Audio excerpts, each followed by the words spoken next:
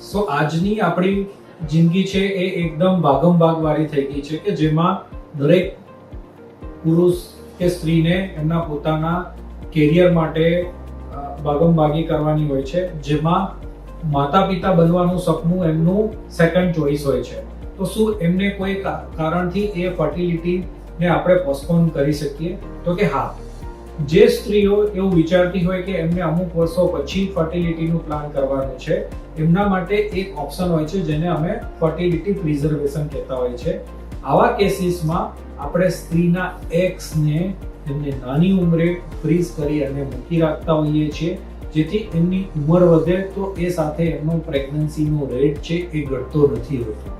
Similarly પુરુષોમાં પણ આવી procedure કરી શકાય, જેમાં આપણે એમનું સિમેનનું જે ફ્રીઝિંગ છે એ કરી શકતા હોઈએ છીએ.